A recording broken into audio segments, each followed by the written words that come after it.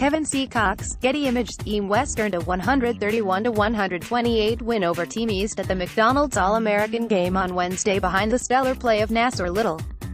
The North Carolina commit scored 28 points to take home MVP honors in Wednesday's matchup at Phillips Arena in Atlanta. ESPN Stats. Only Jonathan Bender, 31, and Michael Jordan, 30, scored more. The game featured 24 of the top high school basketball players in the country, each of whom tried to put their individual talents on display. Little stood above the rest in the exhibition, though, while the first half featured mostly open running back and forth and seemingly nothing but fast break dunks, there was more competition down the stretch as the score remained close. After a Cameron Reddish dunk put the West up 3, Darius Garland had a chance to tie the game up in the closing seconds, but his shot rimmed out. The individual performances were what stood out in this one.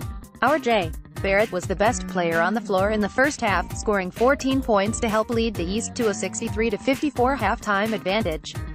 He finished with 26 points on 10 of 14 shooting from the field. ESPN provided highlights of him and fellow Duke commit Zion Williamson. ESPN had Zion Williamson and R.J. Barrett. Duke has some nasty incoming freshmen. https://t.co/debate.com. Jason Jordan of USA Today discussed the wing's ability. Jason Jordan at JJ Today. Good things happen when R.J. Barrett touches the ball. While the Blue Devils' recruiting class turned heads in the first half, their future rival Little was the star in the second half. He scored 18 points after intermission, finishing 12 of 17 from the floor to go with 5 rebounds. Tyler Dragon of the Atlanta Journal-Constitution summed it up with the two top players going toe-to-toe. Tyler Dragon at Nassir Little and R.J. Barrett are easily the best players on the court at the McDonald's All-American game. Meanwhile, Williamson was one of the biggest names in the matchup.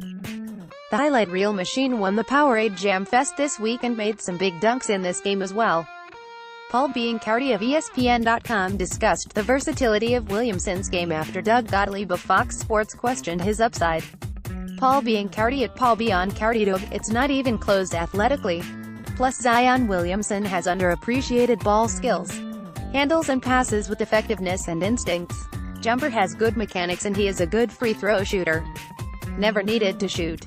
https://t.co/OVP Williams. Although he came out with a hand injury after 17 minutes and 8 points, Williamson still has a lot of potential.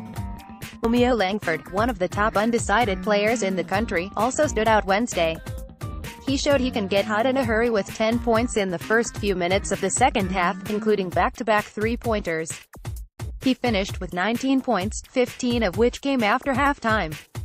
It's difficult to separate yourself on a roster full of all-stars, but these young men were undeniably impressive throughout the showdown. Everyone on the floor will soon try to follow in the footsteps of impact college freshmen from this past season like Trae Young and Marvin Bagley. 3. Note: statistics courtesy of Andrew Slater of The Athletic.